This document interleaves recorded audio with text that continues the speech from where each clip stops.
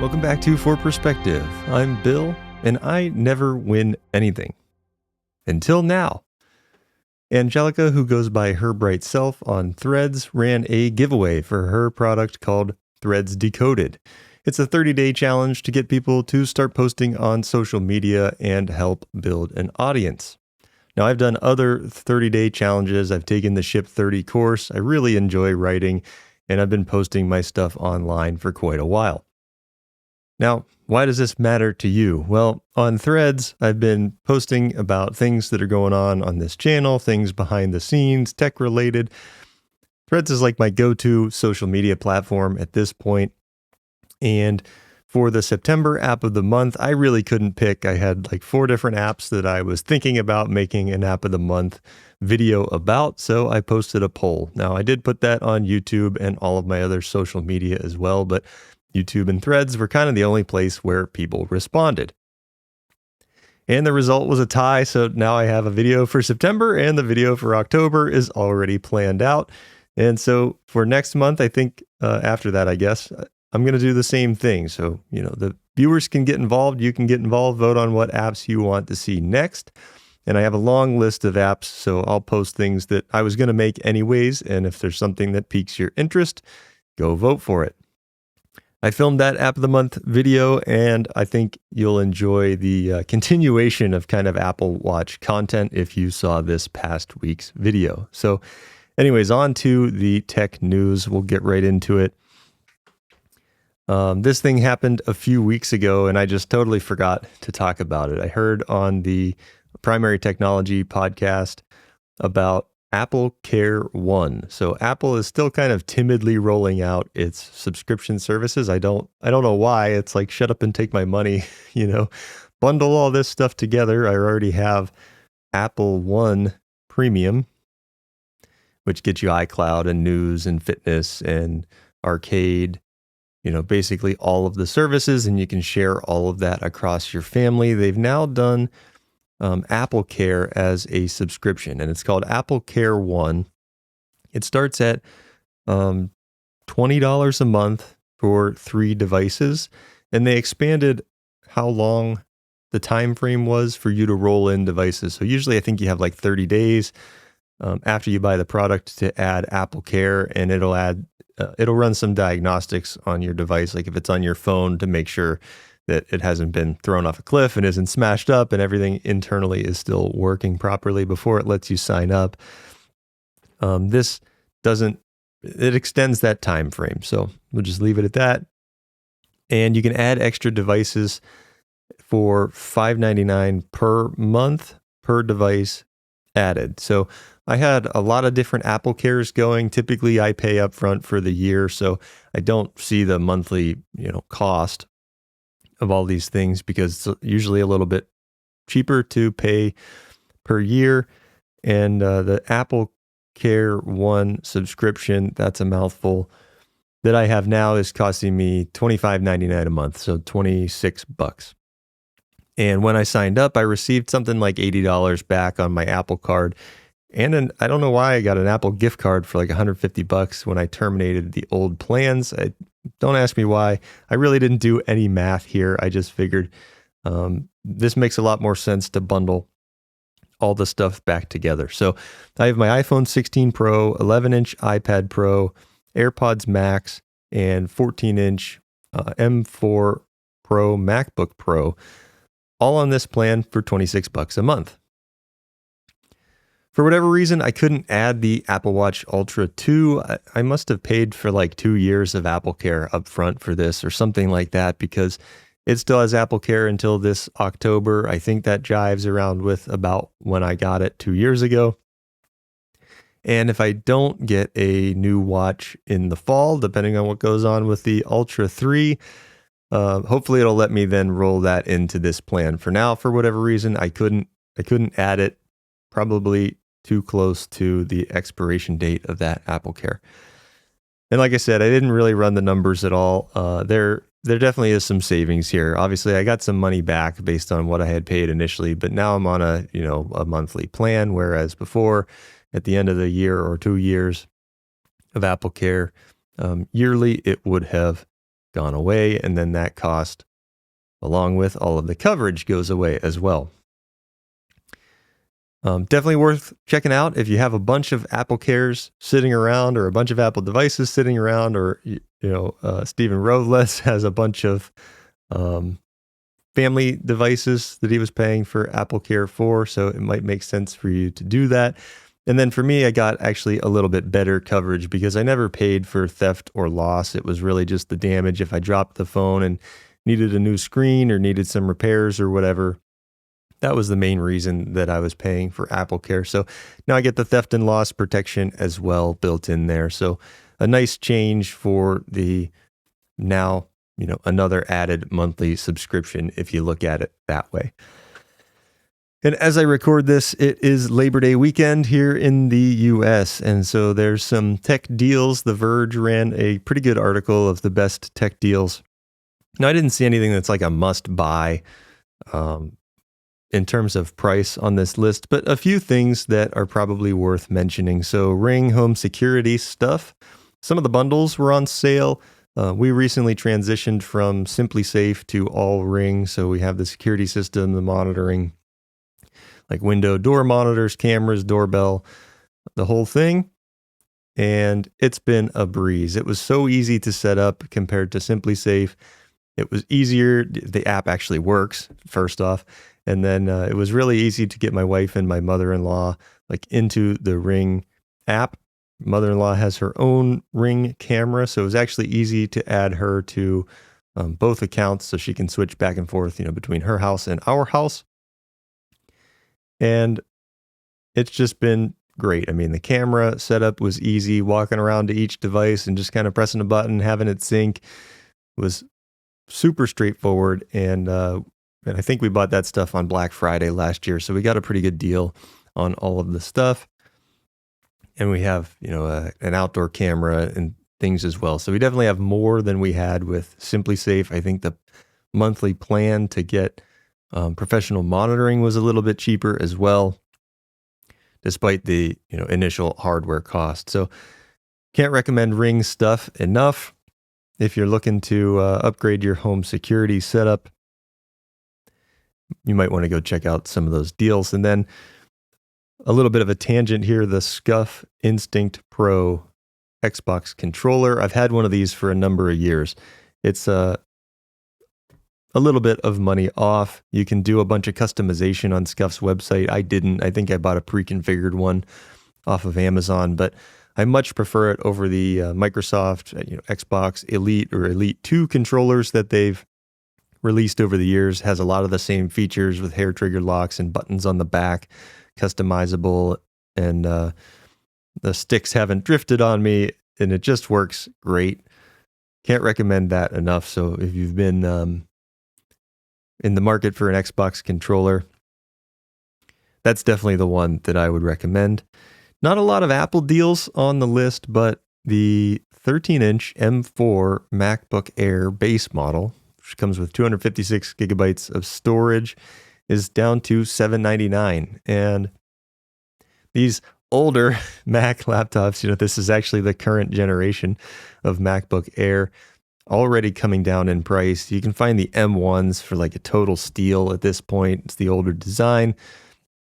But all of these Apple Silicon chips just absolutely rip through pretty much every task, still to this day. I don't think Apple Silicon is getting enough credit for the step change in performance and efficiency that we saw coming out of it. And now you get an even better price on the base model. Personally, I wouldn't go for this. For many average people, the base model would be more than enough, but wouldn't have enough storage for me, and I would probably want to upgrade the memory. Those would be the two things I would look out for. But if you're just doing simple tasks, a travel computer, email, internet browsing, paying your bills or whatever, that computer is more than capable to do all of that. And Apple announced their awe-dropping event September 9th. So this is the iPhone event this fall, coming up faster than I expected. Gosh, it's almost September here. So iPhone 17 lineup, maybe new watches coming. I hope that there's an Apple Watch Ultra 3, and I hope it has better battery life, and they impress me with some sort of feature. Kind of just want an excuse to buy a new watch. This one's held up pretty well over the last couple of years. And what would this show be without some AI news? So A16Z ran the top 100 AI consumer apps. Again, based on monthly active users, ChatGPT is number one basically across the list. Gemini is starting to close the gap though, and I was actually surprised with how far down the list Claude was. So interesting to see based on user count. Claude is all the way down at number 7.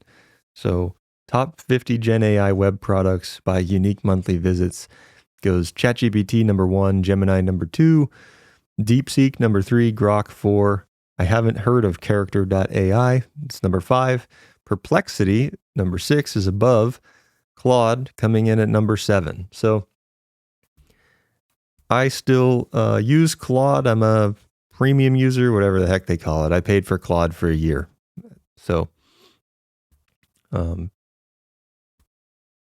speaking of, Anthropic, the company who makes Claude, sent an email out to, well, I assume everybody who uses the service, that they're going to start training the AI based on the chats that you have, unless you opt out. So I have opted out on ChatGPT apparently just today. I didn't realize I was opted in. And I'll probably do the same with Claude. You know, they say it helps make the models better. We'll take steps to protect your data and your privacy and all this stuff. I'd just rather, not do that and keep using Claude the way that I use it with the files that I have and try to make sure that they're still my own. And lastly, a little Notes app update. So last week I released my Essential Apple Notes guide that you can find on my Gumroad page. I'll link that in the description down below. It's a 19-page guide. You get some Apple shortcuts with it. Goes through basically from beginner all the way through to the system that I use today to make all of these videos using Apple Notes and reminders. And I've actually been playing around with Notion a little bit. So this whole episode for the podcast was in Notion. I've got my database and kind of system set up in Notion to the point where it almost functions the same way as the stock apps with Apple Notes and Apple Reminders. I haven't figured out what I'm going to do long term with this, but I wanted to at least try it out. I might give it a shot for 30 days to try to put everything in it. It's a little bit of a brain rewiring for me because I'm used to opening up Fantastical or Apple Calendar, seeing all of my tasks in there, having my notes and reminders linked together. So all of that stuff exists in Notion. Like the way I have the databases set up is I have a page for the script. It's linked to the task database. I need to get my shot list database set up. That's kind of the last thing, so I can track B-roll and what shots I want to do and where they are going in the video. I think that'll help me out a lot with organization. But getting myself out of the habit of opening up Apple Calendar, Fantastical, Reminders, and Notes has proven difficult. So, I have Notion. There's Notion Calendar. It functions largely the same. Now you can see your tasks in there as well as, anything in your workspace that has a date assigned to it goes into Notion Calendar. And it supports Apple Calendar now as well as Google Calendar. And then there's Notion Mail, which I'm not all in on yet because it is just Gmail. I do still use Apple Mail, iCloud aliases with custom domains for some of my emails. So I haven't fully navigated into the Notion system, but I think it's actually pretty close. Like it's getting really close to being as simple, despite all the initial setup. So that's like the biggest caveat, but being as simple as using Apple Notes and Apple Reminders. But it also then makes me realize just how good Apple Notes and Apple Reminders and Apple Calendar or Fantastical are together, because they're three apps that were kind of designed to work together, kind of not really. And just created like a really great system in those three apps, across those three apps, I guess, to get my thoughts down and try to keep them organized. But lately, my Apple Notes has been a little bit chaotic. I haven't had nearly the time to like go organize it. And the tags in smart folders work pretty well, but my main notes folder is starting to pile up with stuff, and my quick notes folder is starting to pile up with stuff that like I need to get sorted and organized, and it almost makes more sense in my brain if I can find a way to get stuff into Notion quickly, that it automatically gets tagged as like an idea, and I can then prioritize those things accordingly. So it would be equivalent to if I started using reminders to hold all of my ideas, which might be the play here. Kind of have a big idea hub note set up in Apple Notes where I just dump stuff in there. But at this point, it's so long that there's so much stuff that I'm never going to get to. I really probably need to clean it up, archive a bunch of stuff, and kind of start fresh. And just like dump those ideas into an archive. And if I ever get to them, I get to them. But try to get the more relevant ideas that I've thought about, and am more interested in now out and onto the page so I can start working on them. It's funny how time passes, and when you have an idea, you get kind of amped up about it, put it into the list, and then 2, 3, 4, 5, 6 months might go by. It's now halfway down the page, and there's 15 more ideas that you'd rather work on, which is fine. That's part of the creative process. So, but then the systems part of my brain wants to keep all of this organized as well. So it's like start with the chaos, get everything down, make sure it's in a system that you could search it, and then try to organize all that chaos. I haven't been doing well at the organization part at this point recently. So just some food for thought.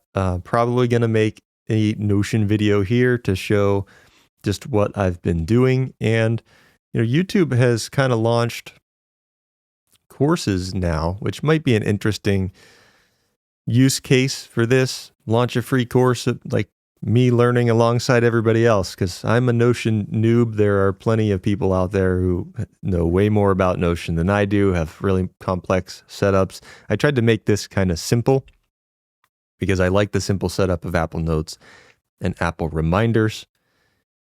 That might be a good way to get me into, teaching some more stuff, in addition to all of the other regular videos.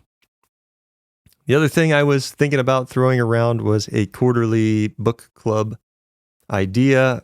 Logistically, I don't know how I would go about doing this, but I've been thinking about having a overarching theme for the quarter. So think about like productivity as the theme, and then go read a couple of books like Cal Newport's Slow Productivity and Ali Abdaal's Feel Good Productivity.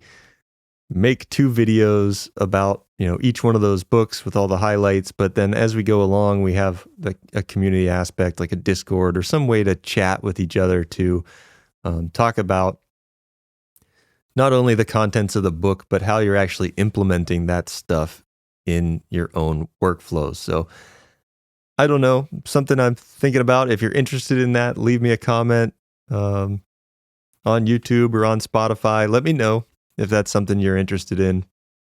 I think I'm gonna start doing some planning, and I may make one of these book review videos anyways without having the kind of chat community aspect to it.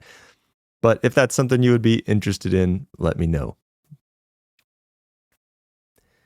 I think that's it for this week on the For Perspective podcast. This was season 2, episode 5. And as always, thanks for watching, listening, wherever you found me. Go ahead and leave me a thumbs up and subscribe on YouTube. You can comment and leave me a review on Spotify or Apple Podcasts. It really helps out the show. And we'll see you next time. Later.